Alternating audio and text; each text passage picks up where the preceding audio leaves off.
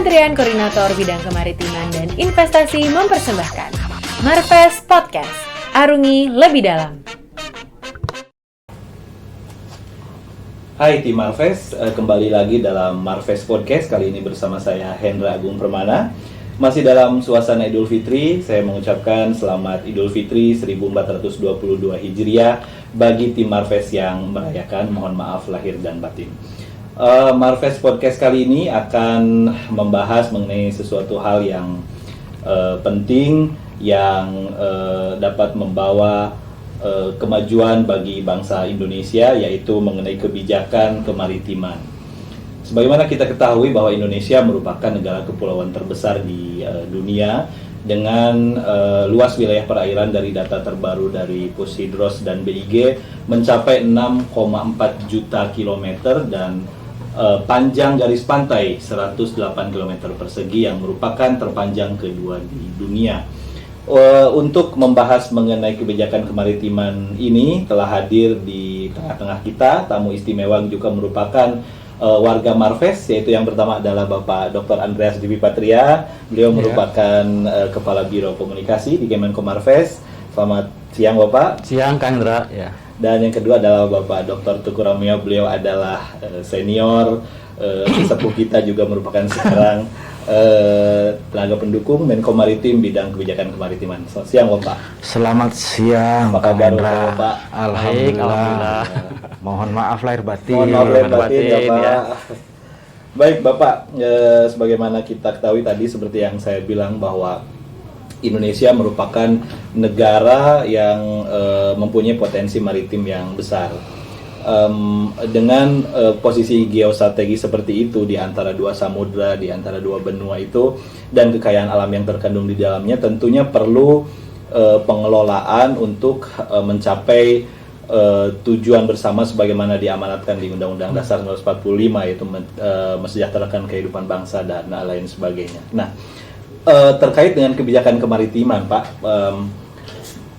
sebetulnya dinamika visi kemaritiman atau pembangunan kemaritiman atau kelautan ini lintas waktu atau lintas rezim dari mulai masa kepemimpinan Presiden Soekarno sampai dengan sekarang Bapak Joko Widodo itu seperti apa Pak? Barangkali ada sedikit ini, terutama kami persilakan Pak Andreas. Oke, sebelum saja saya mohon izin buka masker dulu ya Kang Indra, Bapak. Saya juga supaya kita membuka. Bisa diskusinya lebih enak. Baik, terima kasih.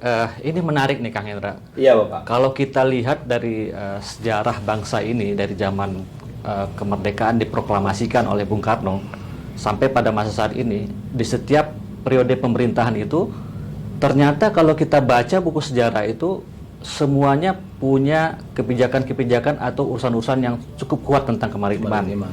Nah, sebagai contoh misalnya di zamannya Bung Karno itu beliau pertama sekali melakukan Kongres Maritim pertama. Kemudian pada saat itu, setelah Kongres itu besoknya beliau membuat surat keputusan yang menetapkan tanggal 23 September sebagai Hari Maritim Nasional gitu. Nah, kemudian di zamannya Pak Harto, di zaman Orde Baru, kita juga memiliki garis-garis besar haluan negara. Pada waktu itu kita masih punya GBHN ya. GBHN mungkin anak milenial sekarang belum nggak mengenal ya, GBHN itu GBHN itu ya. GBHN. Nah, GBHN itu dulu ditetapkan oleh MPR dan kemudian kita memiliki tahun 93 kalau nggak salah itu GBHN mengenai pokok-pokok pikiran pembangunan kelautan nasional. Nah, seiring mungkin di era reformasi di zamannya Pak Habibie, beliau mencanangkan benua maritim Indonesia, kemudian diteruskan oleh Ibu Megawati waktu itu. Bahkan sebelumnya Gus Dur dulu ya. Gus Dur justru pertama sekali membentuk Kementerian Kelautan dan Perikanan ya. Walaupun waktu beliau terbatas atau tidak lama menjabat sebagai presiden, kemudian diteruskan oleh Ibu Megawati membentuk suatu seruan Sunda Kelapa yang nuansanya lebih banyak mengenai kebijakan-kebijakan untuk pembangunan kelautan gitu. Nah, kemudian di zamannya Pak SBY, beliau salah satu yang menginisiasi dibentuknya Coral Triangle Initiative. Ya, Indonesia dan kawasan di Asia Tenggara ini memiliki pusat pengelolaan segitiga terumbu karang dunia itu di Manado gitu ya. Dan kemudian itu diakui dalam Ocean Conference di PBB ya sebagai inisiasi Indonesia. Nah, terakhir Pak Jokowi dengan idenya Indonesia sebagai poros maritim dunia. Nah, artinya sepanjang periode pemerintahan itu ternyata upaya untuk bagaimana mengangkat bahwa Indonesia sebagai negara kepulauan dan kemudian pembangunan kelautan itu diutamakan, itu ada terus gitu sepanjang itu sesuai dengan porsinya masing-masing. Namun di balik itu sendiri gitu ya, kalau kita telusuri lagi jauh ke belakang, semenjak zaman Majapahit Sriwijaya ya, dimulai dari Sumpah Palapa ingin mempersatukan Nusantara. Kenapa? Karena Nusantara dulu terdistribusi dalam pulau-pulau yang cukup luas, bahkan sampai sepenanjung Malaya dan daerah-daerah yang cukup jauh gitu ya. Kemudian pada saat Sumpah Pemuda, nah ini menarik, Sumpah Pemuda satu bangsa, satu tanah air, satu bahasa dan seterusnya gitu ya. Ada nomenklatur yang luar biasa ini, Kang Hendra, yang kita menyebutnya mungkin istilahnya biasa aja, Indonesia tanah airku. Ya. Nah, padahal di situ kita melihat bahwa esensinya pendiri bangsa ini melihat bahwa tanah dan air itu adalah satu elemen yang utuh, satu kesatuan ya Pak ya. Jadi kita melihat di situ bagaimana lautan dan daratan sebagai ruang hidup bagi masyarakat Nusantara pada saat itu. Maka kita menggunakan istilah tanah air. Ya. Oleh karena itu disitulah sebenarnya kita punya, tanpa kita sadari ya, bahwa kita punya keeratan yang kuat dengan unsur laut, karena negara kita memang 2/3 luasannya adalah laut gitu. Nah, satu hal lagi yang mungkin juga kalau kita lihat dari sejarah bangsa ini, kita sering mendengarkan lagu Indonesia Raya, tapi kan kita nggak ingat ya ada stanza 1, stanza 2, stanza 3. 3 stanza ya. Coba kita lihat di stanza 3. Di situ jayalah lautnya, jayalah pulaunya ya, dan ada itu diungkapkan bahwa itu ada ya Pak ya. Ternyata di lagu Indonesia Raya sendiri pun gitu ya, diungkapkan bagaimana laut, pulau dan keutuhan nasional ini menjadi komitmen bangsa gitu. Nah, ini luar biasa nih Kang Hendra. Jadi kalau kita lihat dari sejarahnya, tanpa kita sadari, ternyata lautan ini mempengaruhi cara berpikir kita, baik dalam berbangsa dan bernegara, sehingga setiap periode pemerintahan itu pun memiliki suatu upaya mungkin tanpa disadari atau suatu niat bagaimana menata, mengelola dan membangun unsur kelautan itu, terutama sumber daya yang ada di dalamnya untuk kesejahteraan bangsa. Nah, ini pelajaran yang menarik mungkin dari kita nih Kang Hendra. Kenapa setiap periode pemerintahan itu ada saja yang muncul atau yang dilahirkan dalam memberikan perhatian dan komitmen untuk membangun kelautan. Baik. Berarti sebetulnya dalam setiap periode pemerintahan itu ada visi kemaritiman ya Pak ya. Bahkan jauh sebelum Indonesia merdeka, seperti Bapak bilang, dari kerajaan Majapahit, Sriwijaya dan lain-lain. Indonesia ini atau masyarakat Indonesia sudah lekat dengan budaya atau lingkungan maritim ya Pak ya. Sedikit mengenai ini Pak, dulu kan sebelum kalau data sekarang ini kan menurut BIG Posidro seluas wilayah laut kita adalah 6,4 juta kilometer ya, seperti tadi panjang garis pantai 108. Nah, dulu itu ada yang disebut dengan Deklarasi Juanda, Pak. Itu tonggak sejarah juga buat Indonesia ya, setahu saya. Nah, bisa sedikit disampaikan, Pak, sebetulnya apa itu Deklarasi Juanda itu, Pak? Iya, ini menarik juga nih, Kang Indra. Ini salah satu karya anak bangsa yang diakui oleh dunia internasional. Baik. Jadi pada saat dulu bangsa-bangsa di dunia ini memproklamirkan kedaulatannya, basisnya semuanya adalah daratan. Sehingga kita membuat wilayah-wilayah itu adalah kekuasaan dan kedaulatan kami gitu. Nah, pada saat Indonesia memproklamasikan kemerdekaannya, ternyata kita cukup bingung melihat ini. Ternyata wilayah kita tidak semuanya daratan ya. Bahkan pulau-pulau yang kemudian lebih banyak batas-batasnya itu adalah lautan. Nah, kalau dulu lautan itu kan disebut sebagai common property, milik bersama. Siapapun bisa ke laut dan siapapun bisa memanfaatkan apa saja di laut gitu ya. Heritage of mankind. Iya. Nah, yang terjadi adalah pada saat daratan kita proklamasikan sebagai kedaulatan kita, wilayah Sumatera, wilayah Kalimantan, Pulau Jawa, Sulawesi, Papua dan seterusnya gitu ya. Maka lautan yang ada di antara dua pulau itu otomatis akan menjadi hak internasional. Karena waktu itu hak kedaulatan hanya batasnya beberapa mil saja dari daratan gitu ya. 3 nautical miles kalau nggak salah. Lebih kurang 200 mil dan seterusnya gitu. Nah, oleh karena itu, kalau kita menjaga kantong-kantong kedaulatan kita ini terpecah-pecah, bagaimana mungkin kita sebagai suatu bangsa gitu ya, bisa membangun keutuhan kita sebagai suatu masyarakat yang juga berbaur di masyarakat internasional gitu. Nah, inilah yang menjadi pemikiran Insinyur Juanda pada waktu itu.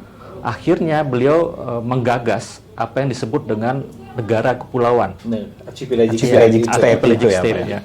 Nah, negara kepulauan itu adalah negara yang memang memiliki banyak pulau-pulau, di mana laut diantaranya adalah menjadi hak kedaulatan kita gitu. Nah, itu yang kita sebut dengan wilayah kedaulatan nasional gitu. Oleh karena itu, tadinya lautan kita yang luasnya hanya terbatas, yang hanya beberapa mil dari pulau-pulau. Nah, sekarang setelah diakuinya deklarasi Juanda itu dan kemudian diadopsi oleh internasional dalam United Nations Law of the Sea gitu ya. UNCLOS ya, yang kita kenal dengan UNCLOS, maka konsep negara kepulauan diakui di seluruh dunia. Nah, satu-satunya negara kepulauan yang terbesar hanya Indonesia sendiri gitu. Hanya Indonesia. Tetapi kemudian konsep negara kepulauan itu juga diadopsi oleh negara-negara pulau yang lain yang kecil, sehingga kekuasaan atau kedaulatan atas wilayah laut ya itu menjadi 100% kewenangan Indonesia gitu. Nah, seharusnya gitu ya, kita akan lebih paham bagaimana mengelola laut laut tersebut dibanding negara-negara yang tidak punya lautnya gitu. Seharusnya seperti itu gitu. Tapi memang karena mungkin kita dalam sejarah bangsa ini dengan berbagai macam dinamikanya ya Pak, kita sempat lupa, dan kemudian bahkan tanpa kita sengaja atau tanpa kita sadari, setiap periode pemerintahan tadi disebutkan punya upaya untuk menghidupkan kembali visi kelautan tersebut gitu ya.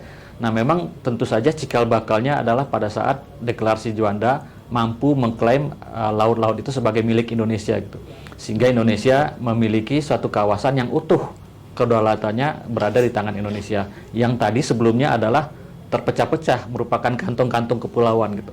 Nah, itu keunggulannya deklarasi Juanda, Kang Hendra. Iya. Jadi artinya bahwa semenjak saya itu laut itu bukan pemisah, tapi menyatukan pulau-pulau itu ya Pak ya, dari deklarasi Juanda itu. Baik Pak. Tadi disebutkan bahwa masing-masing periode pemerintahan itu ada upaya untuk membangkitkan visi kemaritiman atau kelautan. Tapi kesannya ya Pak, kenapa visi kemaritiman itu timbul tenggelam seiring dengan pergantian periode pemerintahan seperti itu Pak? Bagaimana Pak melihat hal ini Pak?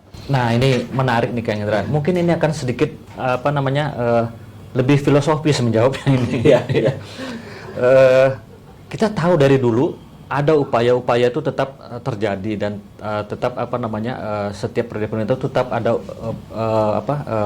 upaya yang bangkit untuk memajukan visi itu. Tapi kok sampai hari ini kelihatannya hanya terdengar sayup-sayup saja. Sayup sampai ya Pak. Ini menarik.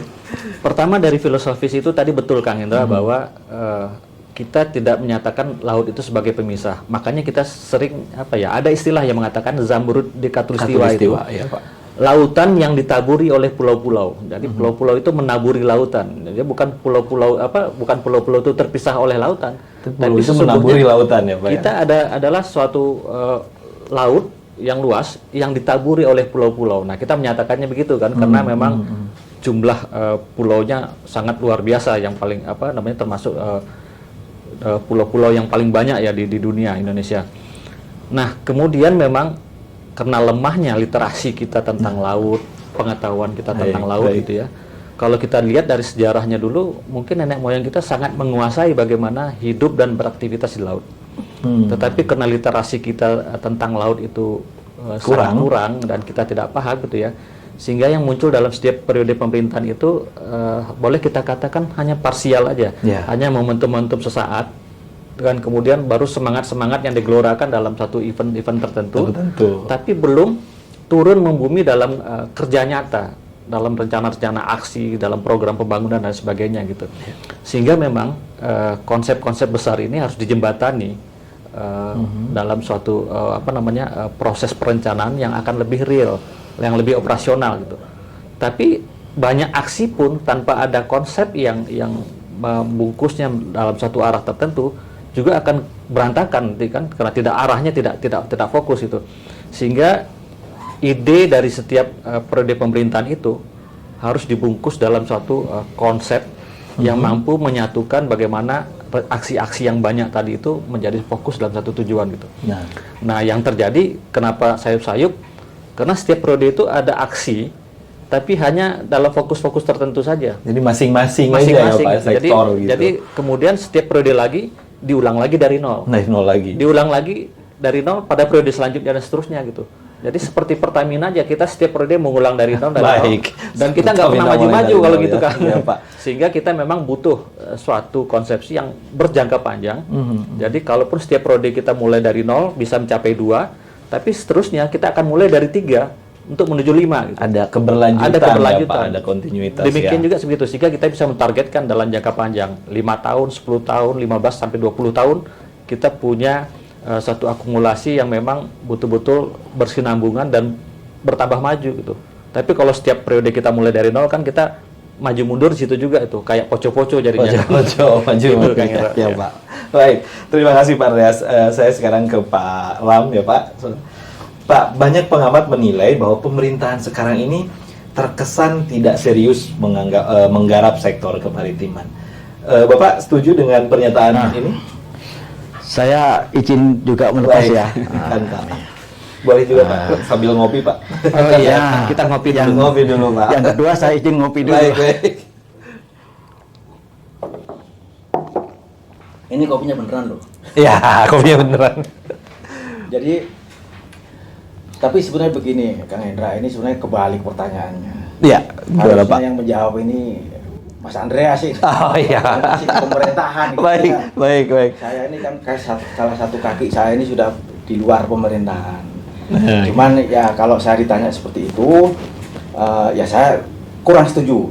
Yeah. Tetapi memang di beberapa pembicaraan dengan kawan-kawan di komunitas di luar, terutama di luar pemerintahan, di akademisi ataupun di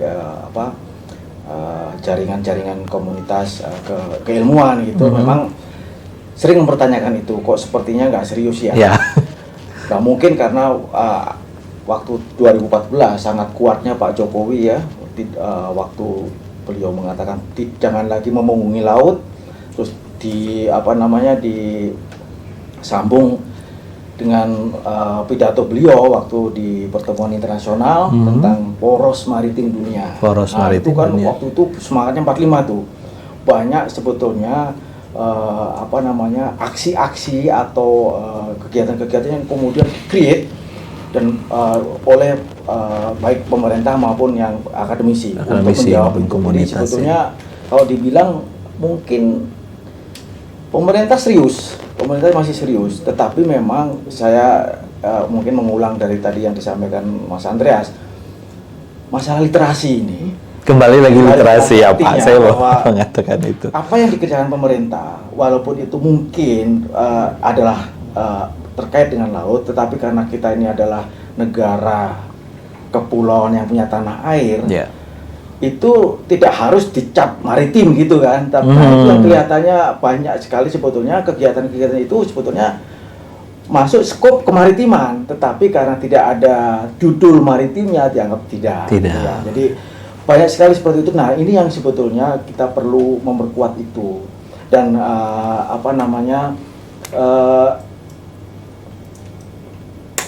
satu lagi yang mungkin dirasakan bahwa kegiatan-kegiatan yang sudah dilakukan, satu lagi yang tadi betul bahwa sektoral, yang kedua kemudian juga memang kita jarang sekali, walaupun kita pemerintah tuh saya yakin banyak sekali sudah termasuk upaya ya, termasuk yang sekarang ini misalnya mulai dari konsep sampai ke aktivitas, misalnya budaya ya, misalnya bersih laut, kemudian Citarum Harum, semua yang terkait dengan plastik misalnya itu pemerintah peduli. Pemerintah masih kemudian juga di perubahan iklim, termasuk plastik. Dan kemudian juga terkait dengan masalah konsep-konsep ekonomi biru misalnya. Ini kita punya semangat seperti itu. Jadi banyak sekali dan yang mungkin yang harus dipahami bahwa membangun sebuah negara yang mengarah ke negara maritim misalnya atau sampai menjadi poros maritim itu tidak 5 tahun langsung jadi. Gitu. Ya betul Pak. Jadi memang ini nafas panjang dan ini kita juga sejarah kita panjang untuk itu. Oleh karena itu kadang-kadang masyarakat juga tidak sabar gitu ya. Mana poros maritim, mana bentuknya, apa sih mana, gitu poros maritim hasilnya, itu, gitu. mana hasilnya ya Pak. Ini yang perlu kita literasikan. Artinya kita harus juga sering-sering mengajak untuk melakukan komunikasi bahwa seperti ini loh, seperti bahwa ini perlu ada semacam langkah-langkah yang tidak hanya satu periode 5 tahun itu selesai gitu ya. Seperti Australia aja 50 tahun ingin menjadi bangsa maritim itu ya Pak. Ya. Cina malah 100 tahun menjadi bangsa inovasi. Nah kita kan harus punya itu. Nah memang itu sekarang masih terkesan sendiri-sendiri. Nah inilah yang sebetulnya yang perlu kita rajut. Dan salah satunya adalah kita sebut punya inisiatif, walaupun kita perlu menyempurnakan yaitu namanya kebijakan kelautan Indonesia. Kebijakan kelautan Indonesia ya Pak. Ya kita harapkan inilah walaupun sebetulnya amanah undang-undang itu kita sesegera ketika 2014 kita semangat 45 tadi ada inisiatif, ada kemudian kita menerbitkan undang-undang kelautan saking semangatnya itu ya. Salah satu sebetulnya di situ klausulnya ya pasal. Ada pasal yang menyatakan bahwa sesegera setelah undang-undang itu harusnya pemerintah menyusun yang namanya kebijakan pembangunan kelautan jangka panjang dalam bentuk peraturan pemerintah. Tetapi waktu itu Menko baru terbentuk gitu ya. Jadi kita masih terus exercise melakukan pembenahan, persiapan. Nah, disitulah kemudian 5 tahun pertama itu memang betul-betul kita menyiapkan basis.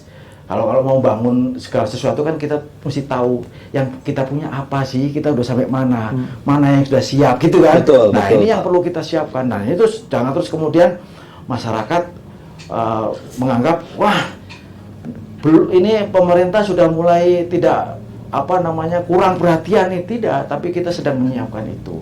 Nah, setelah itu barulah kita kemudian inisiatif yang kita perpres tadi KKI itu mudah-mudahan ini menjadi sebuah modal untuk ke depan itu. Jadi itu. Jadi satu memang kita akan melanjutkan modal itu dan kita masih dalam persiapan. Yang kedua, memang kita perlu membangun literasi ini supaya apa yang dikerjakan walaupun tidak ada judulnya kemaritiman, tapi sebetulnya banyak sekali kegiatan-kegiatan dilakukan pemerintah itu terkait dengan kemaritiman. Mulai dari hulu, kita kan memang negara tanah air ya. Tanah air. Ada konsep ada banyak sekali kearifan seperti negara gunung. Jadi di kearifan lokal ya Pak ya. Jadi kita tidak pernah memisahkan pembangunan walaupun itu pembangunan kemaritiman itu tetap terpadu antara darat dan laut.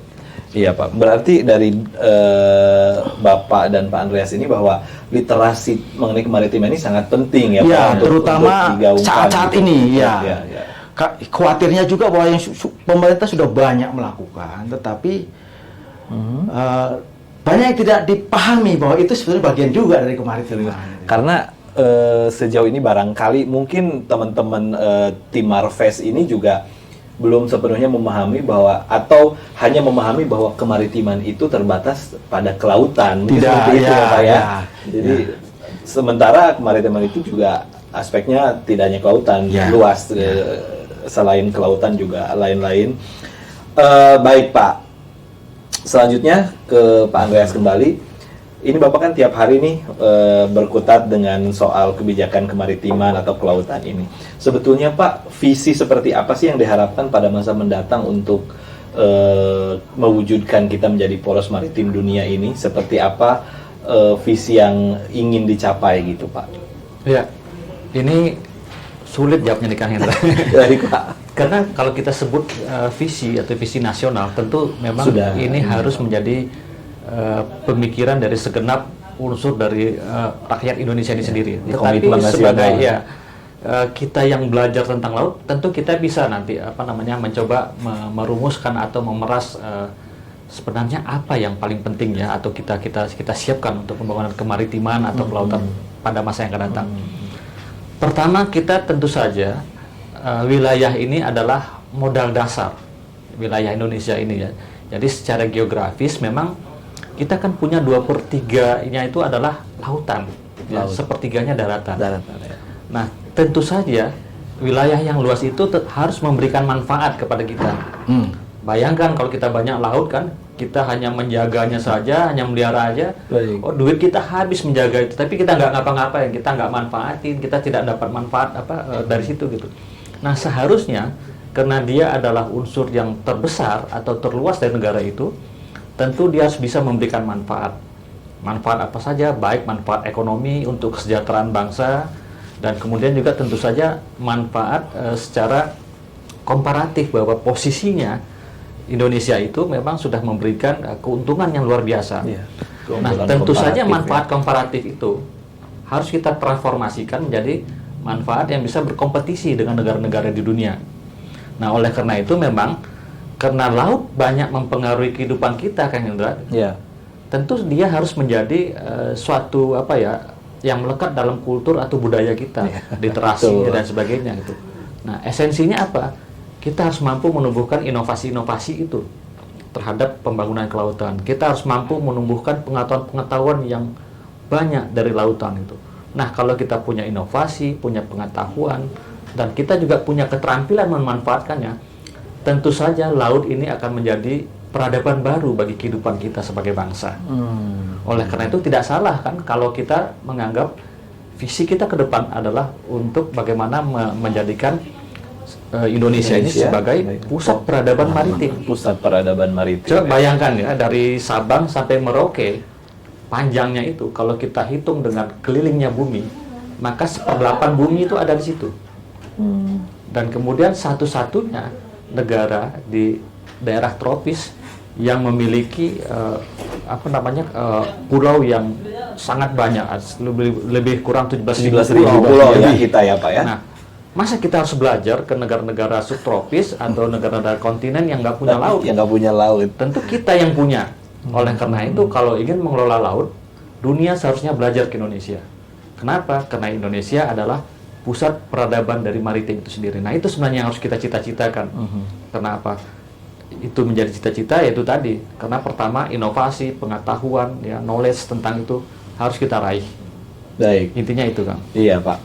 Jadi kan seperti yang Bapak sampaikan bahwa Indonesia ini dengan berbagai macam keunggulannya komparatif maupun kompetitif ini, dari luas wilayah, dari sumber daya alam dan lain-lain, tentunya perlu Pak, pedoman atau panduan untuk mengelola hal tersebut supaya visi yang tadi disebutkan itu dapat tercapai. Karena seperti yang saya dengar atau saya baca dari bukunya Pak Indroyono kalau nggak salah, bahwa laut tanpa pengelolaan itu hanya merupakan sebuah hamparan air berwarna biru ya Pak. Bukan saja gitu ya. Iya, betul. Jadi sebetulnya Pak, apakah kita sudah punya pandu lah atau pedoman untuk pengelolaan kemaritiman ini Pak? Barangkali Bapak atau Pak Ram.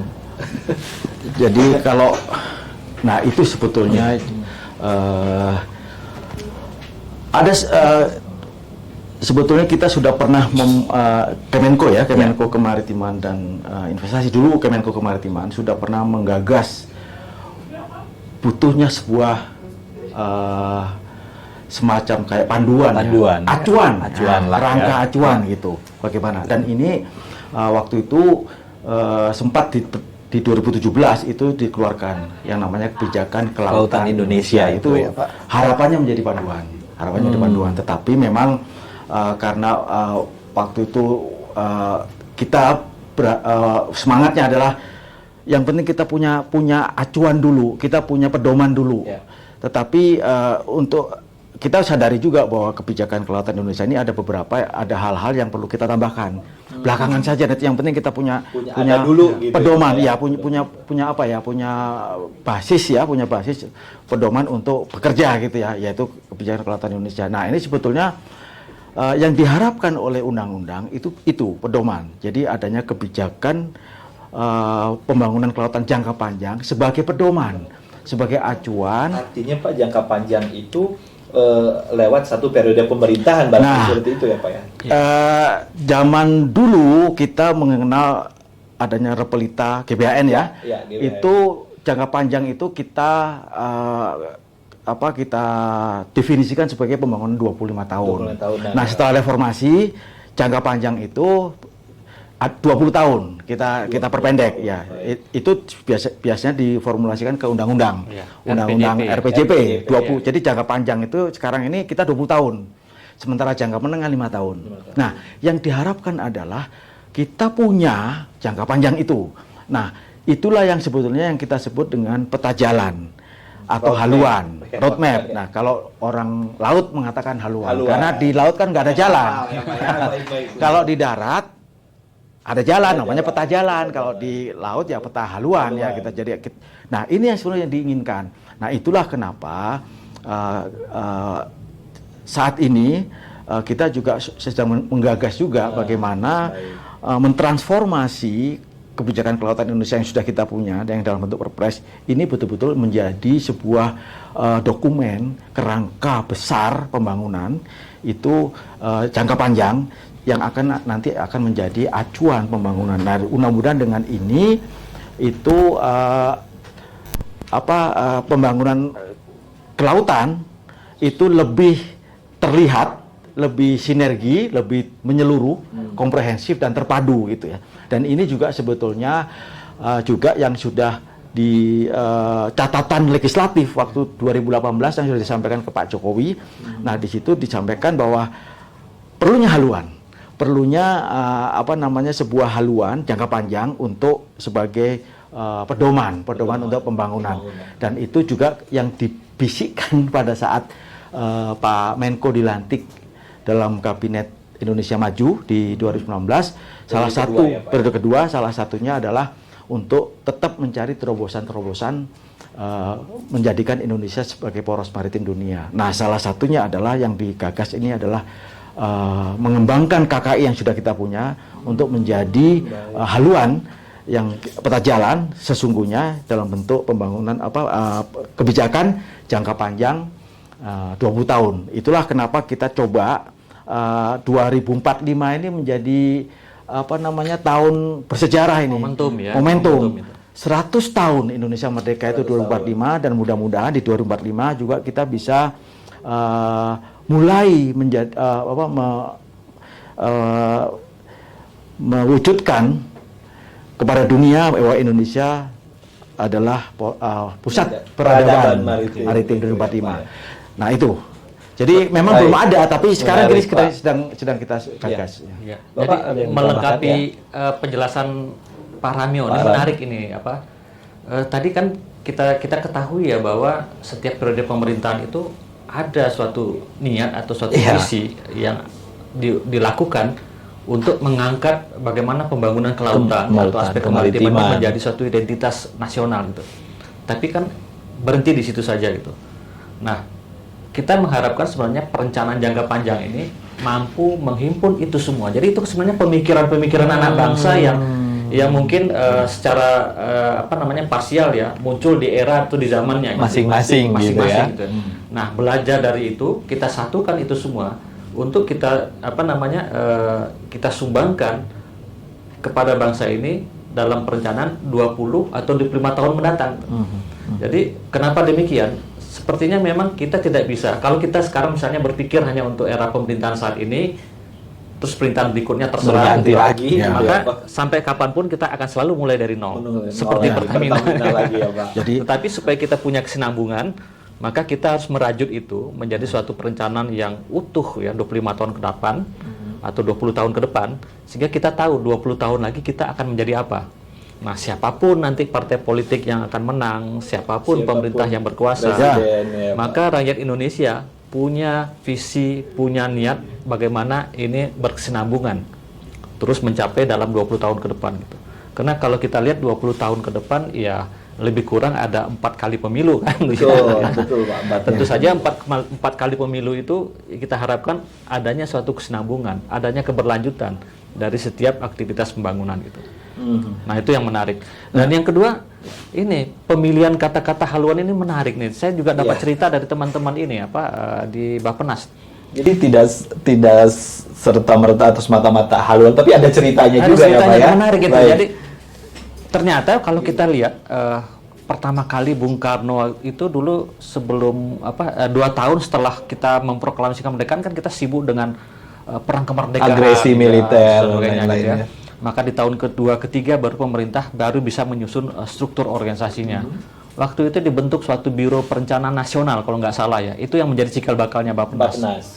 Dan yang menjadi nakhoda di situ, yang tadi Kang Hendra sebut itu Insinyur Juanda. Oh, yang Biro Perencanaan itu pencetus deklarasi Juanda itu yang untuk mempersatukan Indonesia. Dan di situ dikenal pertama kali istilah ada rancangan haluan nasional. Jadi penggunaan kata-kata haluan itu ada di sana gitu. Dan kita kan kadang nggak sadar juga, kenapa dulu kita punya menggunakan istilah haluan gitu ya Pak ya. Peta jalan ya. Bukan peta jalan, dan atau sebagainya. apapun. Ternyata memang karena tanpa kita sadari, kita sebagai bangsa maritim ini, haluan itu sebenarnya adalah istilah yang digunakan di laut.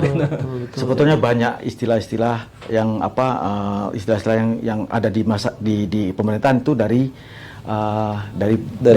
budaya kemaritiman. Tanpa kita sadari ya Pak ya, GBHN termasuk gotong royong. Itu juga dari Bahari sebetulnya. Pengalaman dari Bahari gitu. Iya, karena royong itu kan sebetulnya bambu yang untuk mengangkat kapal. Jadi kalau biasanya nelayan kalau mau ternyata royong itu memang ada ya bambu untuk kita nggak tahu kita sebut gotong royong aja. Karena kebiasaan bangsa kita setiap kali mau melaut kan kapal itu selalu digotong bersama-sama. Jadi barengan gitu ya. Akhirnya muncul istilah gotong royong. Jadi banyak sebetulnya tanpa disadari banyak sekali istilah-istilah, idiom-idiom atau istilah-istilah di dalam kosakata kita itu berasal dari kebudayaan bahari laut kemaritiman. Baik Pak. Tadi disebutkan bahwa kita sudah ada kebijakan kelautan Indonesia, tapi sekarang sedang juga disusun atau digagas mengenai haluan ya Pak ya, haluan kemaritiman. Nah, haluan ini Pak sudah sampai mana Pak dalam proses penyusunan ini? Nah, kita berharap karena ini adalah perencanaan jangka panjang dan kemudian juga dia merupakan suatu hal yang bisa menjadi acuan pembangunan nasional, maka tentu saja kebijakan ini harus inklusif. Jadi dia harus melibatkan segenap stakeholder yang memiliki atau seluruh bangsa ini harus terlibat lah. Kenapa? Karena ini memang cita-cita nasional gitu.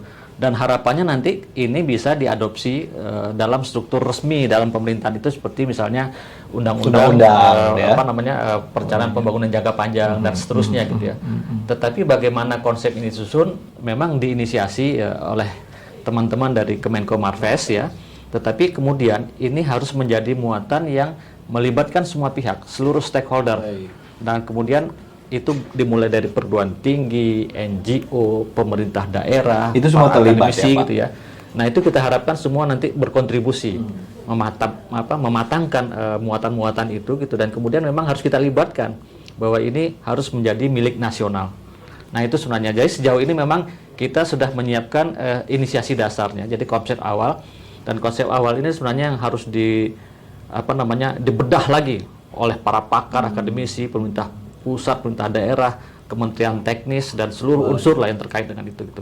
Dan kita masih punya waktu 2-3 tahun ke depan sampai pada saat nanti RPJP 2025-2045 selesai ditetapkan ya, yang baru gitu ya Pak, yang 2020-2045. Jadi haluan maritim ini adalah selain tadi mengumpulkan atau mengcompile masing-masing Pak dulu pemikiran-pemikiran atau visi-visi kemaritiman dari berbagai periode pemerintahan, juga ini semua terlibat ya Pak dari seluruh sektor gitu. Termasuk juga kita mengadopsi juga atau mengidentifikasi pemikiran terkini Oke. Jadi ada konsep-konsep yang sedang dikembangkan pun yang terkait dengan 2045, kita kumpulkan semua, kita blend ya, kita baurkan dengan yang sudah kita punya, yang pernah kita punya dengan pemikiran-pemikiran yang sekarang sedang digagas. Misalnya seperti ada pemikiran tentang agro maritim 4.0 di 2045, terus kemudian ada infrastruktur 2045 pembangunan, itu semua kita coba rangkum semua. Mudah-mudahan ini menjadi sebuah nanti betul-betul menjadi sebuah kerangka acuan yang bisa diterima dan menjadi kesepakatan kita bersama. Baik. Intinya sebetulnya bukan di kerangkanya tapi di kesepakatannya sebetulnya. Jadi kalau semua pihak itu merasa memiliki, maka semua pihak juga akan turut nanti juga mengawal dalam implementasinya. Menjadi komitmen nasional. Komitmen nasional ya Pak ya, itu mengenai pembangunan kemaritiman atau kelautan ini. Ya. Baik, menarik sekali ya Bapak.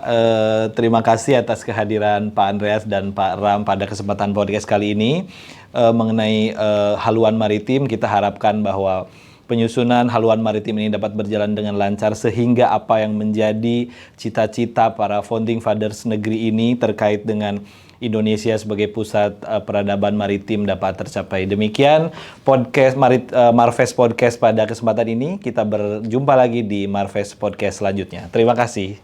Terima kasih.